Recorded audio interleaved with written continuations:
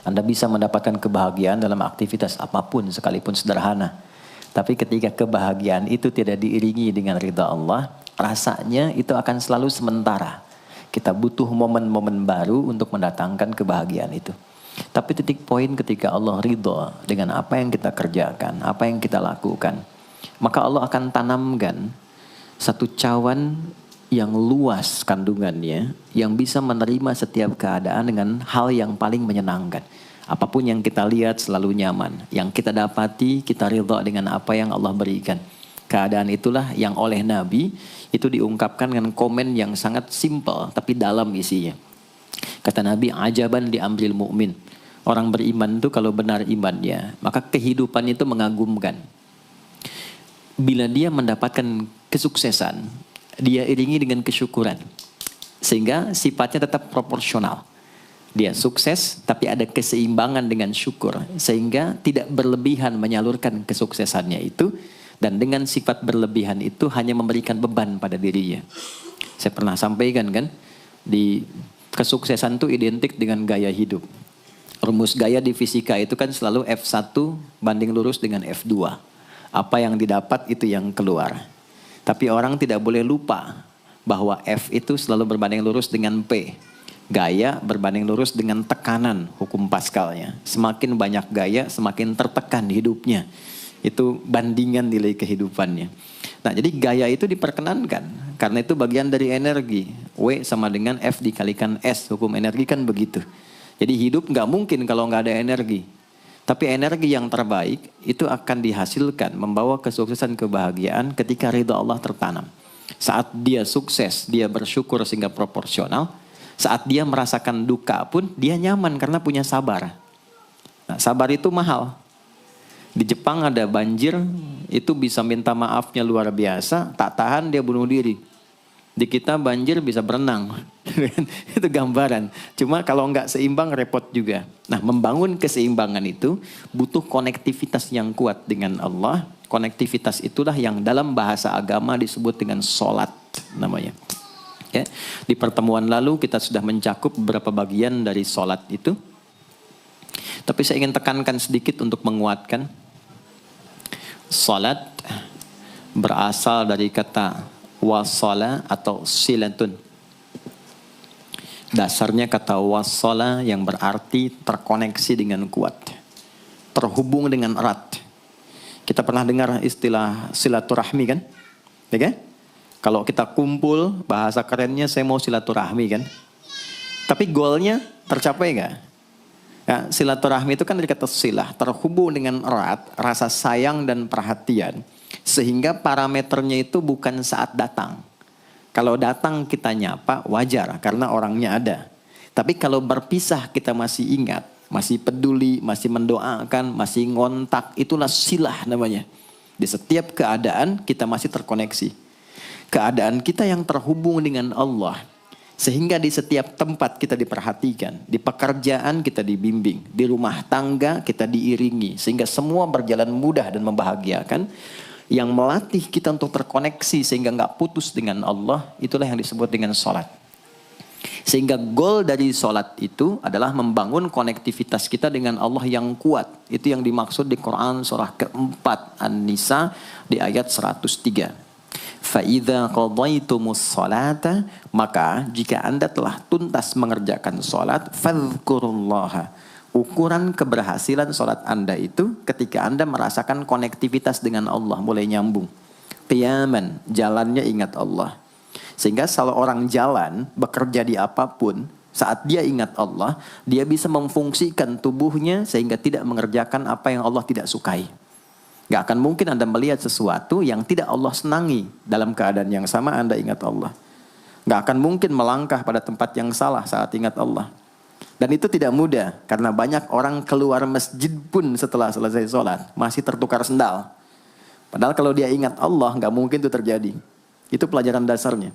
Wa qu'udan wa ala junubikum. Baik itu duduk bahkan sampai berbaring. Ada koneksi. Nah jadi singkatnya sholat itu semua gerakannya, semua bacaannya, Dari mulai kita bertakbir sampai kita salam, bacaan yang mengiringi, itu bukan sekedar gerakan hampa makna, formalitas kita bergerak dan berakhir, bukan sekedar membaca bacaan yang tidak ada isinya, tapi semua bimbingan bagaimana kita diajarkan langsung oleh Rasulullah bisa mengoneksikan lewat gerakan dan bacaan itu tersambung kepada Allah, sehingga feedbacknya semua apa yang kita bacakan dijawab oleh Allah. Semua gerakan yang kita lakukan ini hakikatnya bimbingan tentang inti kehidupan kita. Jadi di sholat itu ada bacaan, ada gerakan, ada hikmah, ada maknanya semua. Jadi bukan kita takbir begini hampa saja. Tidak. Kenapa mesti begini? Kenapa tangan yang kanan menutup yang kiri? Kenapa bacaannya setelah itu ada iftitah, ada al-fatihah? Itu ada maknanya.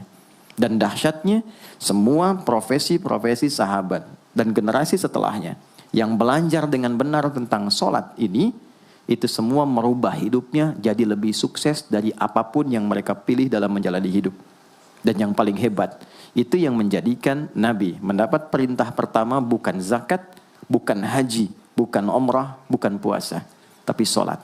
Dan perintahnya khusus, spesial, disampaikan dalam peristiwa Isra Mi'raj untuk memberikan pesan begitu tingginya nilai sholat ini untuk kehidupan manusia.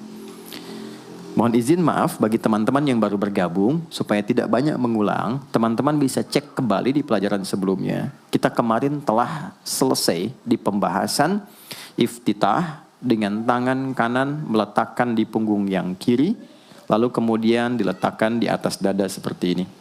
Kesimpulannya adalah, saya cepat saja, dari mulai kita bertakbir, kalau ingin terkoneksi dengan Allah, maka fokuskan diri kita untuk tersambung. Buang urusan dunia semua ke belakang. Jangan bawa dalam sholat. Kalau ingin kita tersambung dengan Allah, tepikan yang lain, hadapkan diri kita, pasrahkan. Hanya Allah yang tinggi, yang agung, yang istimewa. Kalimat agung, tinggi, istimewa, itu disebut dengan akbar.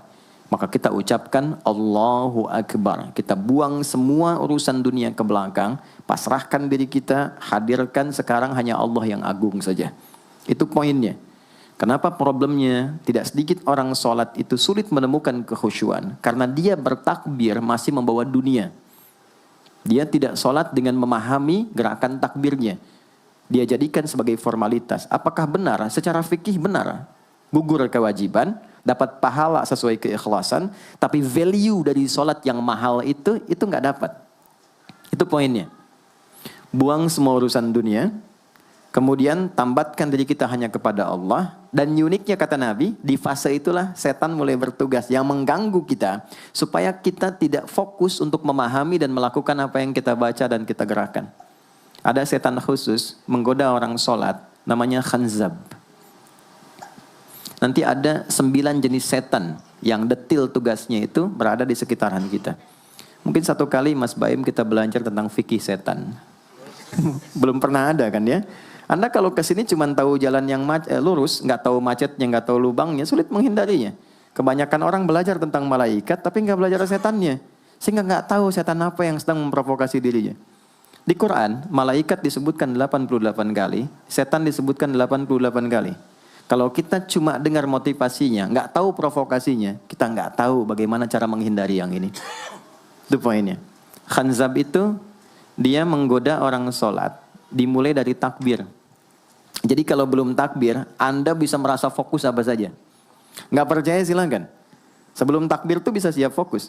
Tapi begitu Anda mulai bertakbir, di hadis riwayat Abu Daud, Allahu Akbar, fayaqulu syaitanu. Maka di sini setan mulai tugasnya untuk mengganggu orang supaya nggak dapat nilai-nilai tadi.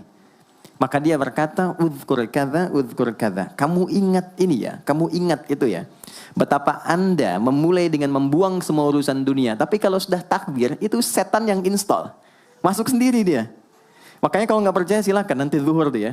Begitu Anda takbir, itu masuk semua.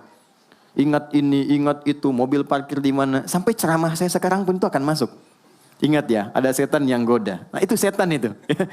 Itu setan sendiri.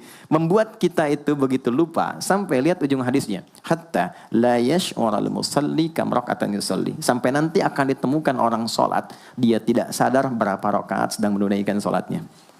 Nah, itu kalau Nabi sampaikan pasti terjadi. Poin. Untuk kita bisa mengatasi itu, poinnya apa? Quran surah ke-29 dulu, ayat 45. Quran surah 29, Al-Ankabut, ayat 45. Di Islam tuh uniknya begini, istimewanya. Enggak ada satupun ibadah yang hasil kreasi manusia. Semua terukur. Ini dalilnya, alasannya, landasan kita ibadah itu dari Tuhannya ini. Penjelasan contohnya ini dari Nabi. Pakemnya begini, kodifikasi ilmunya seperti ini. Sehingga terjaga sampai kapanpun. Dan tidak ada satupun yang kita kerjakan dalam ibadah, kecuali semua punya landasan yang kuat. Dan hebatnya diterangkan. Ini caranya, ini bacaannya, ini maksudnya seperti ini hikmahnya. Kenapa Anda begini? Kenapa begitu? Hasilnya apa? Ketika seseorang sedang memulai sholatnya, dari awal dia pengen fokus, tapi ketika dia mulai bertakbir, muncul godaan, maka sebelum sholat ditunaikan, Allah sudah ingatkan, Utlu ma uhya ilaika minal kitab.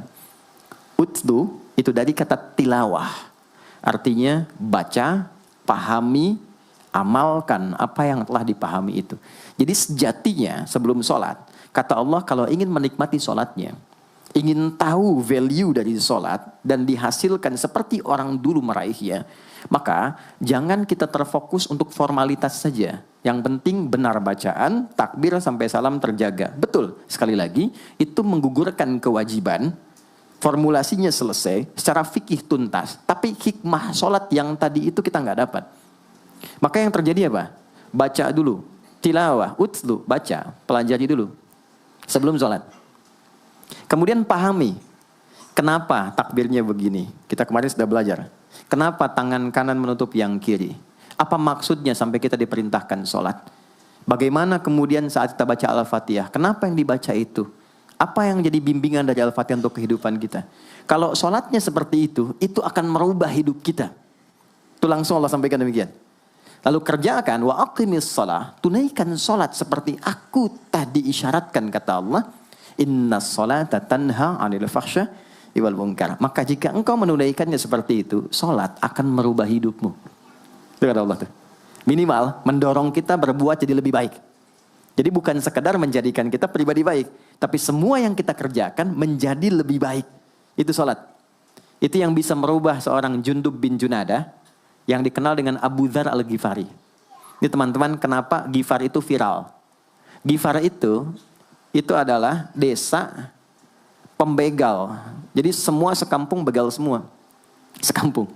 Pimpinannya namanya Jundub bin Junadah. Jundub bin Junadah. Singkatnya masuk Islam. Saat masuk Islam, secara singkat saja, Nabi arahkan, diajarin sholat. Betapa sholat merubah hidup beliau, jadi lebih baik. Kembali ke kampungnya, mengajarkan, singkatnya apa? Madinah heboh dengan kedatangan tapak kaki, yang ternyata itu orang-orang Ghifar. Sekampung kurang lebih masuk Islam, dan berubah jadi orang baik semua. Merubah hidup mereka.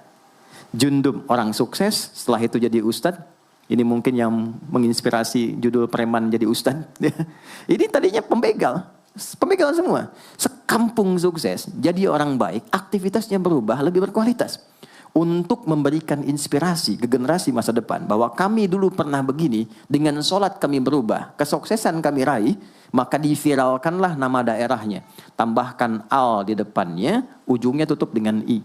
Maka dilekatkan nama bekennya, kunyah, namanya Abu Dzar. Abu Dzar Al-Ghifari. Al-Ghifari itu untuk memberikan kesan begini, saya ini dari Ghifar. Itu kampung jelek, desa tempat pembegal, tapi Islam merubah, saya menjadi lebih baik. Sholat mengarahkan saya punya kualitas hidup yang lebih baik. Itu poinnya. Sejak peristiwa itu, orang-orang Islam dari manapun yang bukan Arab, itu selalu melekatkan nama daerahnya untuk mengenalkan. Islam pun sudah sampai ke tempat saya. Buktinya saya menjadi baik. Ada namanya Muhammad, punya bapak namanya Ismail, punya kakek namanya Ibrahim, kakek buyutnya Al-Mughirah, eyang buyutnya Al-Bardizbah, tinggal di kecamatan Ju'fah, kabupatennya Bukhara, provinsinya Khorasan, negaranya Uzbekistan sekarang. Maka karena dari Bukhara, dia kenalkan diri, datang ke daerah Arab, saya dari Bukhara. Rumus yang sama, tambahkan al di depannya, ujungnya i. Maka dia katakan, Ana Al-Bukhari. Itulah Imam Al-Bukhari. Bukan orang Arab. Kita punya guru besar Syekh Nawawi dari Banten. Ana Nawawi Al-Bantani.